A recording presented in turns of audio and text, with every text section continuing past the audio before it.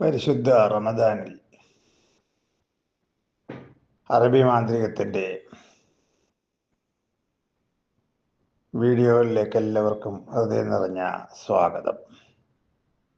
ഇന്ന് ഇവിടെ പരാമർശിക്കുന്ന വിഷയം എന്ന് പറയുന്നത് നമ്മുടെ കടബാധ്യതകൾ അല്ലെങ്കിൽ സാമ്പത്തിക പുരോഗതിക്ക് വേണ്ടിയിട്ട് എന്തൊക്കെ കാര്യങ്ങൾ ചെയ്യാൻ കഴിയും എന്നുള്ളതിനെക്കുറിച്ചാണ്. നമ്മൾ കടമില്ലാത്തവർ അല്ലെങ്കിൽ സാമ്പത്തിക ബുദ്ധിമുട്ട് അനുഭവിക്കുന്നവർ ഒരുപാട് ആളുകളാണ്. പല കാരണങ്ങൾ കൊണ്ടാണ് സാമ്പത്തിക പ്രയാസം ഉണ്ടാകുന്നത്. അതിലേറ്റവും പ്രധാനം നമുക്ക് പണം കൃത്യമായിട്ട് കൈകാര്യം ചെയ്യാൻ അറിയാതെ പോകുന്നത് കൊണ്ടാണ്. ഒരു കടം വരുമ്പോൾ അത് വീട്ടാനായിട്ട് അതിനേക്കാളും നഷ്ടം വരുന്നതായ അടുത്ത കടം പോയി വാങ്ങുന്നു. ഇങ്ങനെ കടത്തിൽ മുങ്ങി കുളിക്കുന്ന അവസ്ഥയാണ്. ജീവിതം മുന്നോട്ട് കൊണ്ടുപോകാൻ കഴിയാത്ത അവസ്ഥയിലേക്കാണ്. എന്ന് പറഞ്ഞാൽ നമ്മുടെ ജീവിതത്തിലെ സിഹറുകൾ അല്ലെങ്കിൽ സ്തംഭനാവസ്ഥ ബാധിച്ചിട്ട് നമുക്ക് എന്താണ് ചെയ്യേണ്ടതെന്ന് ഒന്നും മനസ്സിലാക്കാൻ പറ്റാത്തൊരവസ്ഥയിൽ നട്ടം തിരിയുക,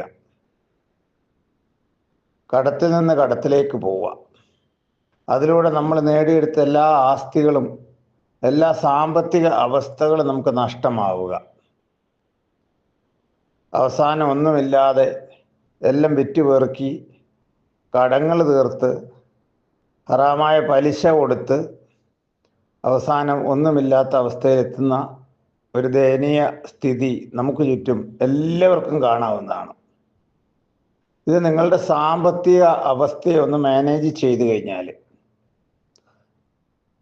എല്ലാ വ്യക്തികൾക്കും കൃത്യമായിട്ട് കൊടുക്കൽ വാങ്ങലുകൾക്ക് ഒരു വ്യവസ്ഥ ഉണ്ടായാൽ നിങ്ങളുടെ കടഭാരങ്ങൾ കൃത്യമായിട്ട് വീട്ടപ്പെടും, നിങ്ങൾക്ക് മിച്ചമുണ്ടാകും. നിങ്ങളെ ബാധിച്ചിരിക്കുന്ന സിഹറുകൾക്ക് പരിഹാരം ഉണ്ടാക്കുകയും പണം കൈകാര്യം ചെയ്യുന്നതിൽ അതീവ ശ്രദ്ധയുണ്ടാവുകയും ചെയ്യുന്നത് വഴി പണം മിച്ചമാകുന്നു. നമുക്ക് സമ്പാദ്യം വേണം എന്നുള്ള ഒരു ധാർമ്മിക ബോധം എല്ലാവർക്കും ആവശ്യമാണ്. കാരണം എനിക്ക് കടമാണ്, എനിക്ക് പ്രയാസമാണ്, എനിക്ക് ദുരിതമാണ് എന്നുള്ളതല്ല നമ്മൾ ചിന്തിക്കേണ്ടത്. കാരണം സിഹറിലെ നെഗറ്റീവ് ഊർജമായിരിക്കും എല്ലാവർക്കും ഉണ്ടാകുക.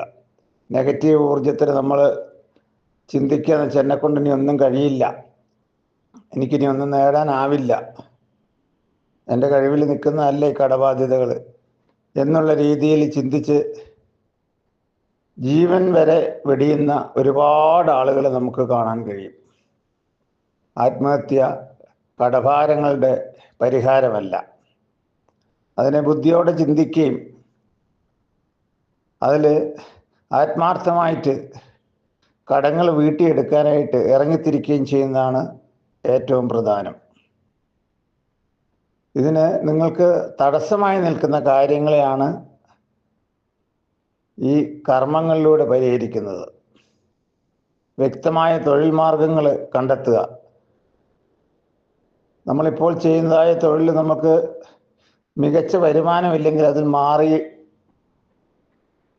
വേറെ തൊഴിൽ മേഖല കണ്ടെത്തുക. വരുമാനം ഉണ്ടാകുന്ന മേഖലകളിൽ മാത്രം നമ്മൾ ഊർജം ചെലവഴിക്കുക. നമുക്ക് കിട്ടുന്ന വരുമാനത്തിൻ്റെ കൃത്യമായൊരു ഭാഗം കടഭാരങ്ങളിലേക്ക് മാറ്റുക. പലിശയ്ക്ക് പണം കടം വാങ്ങാതിരിക്കുക.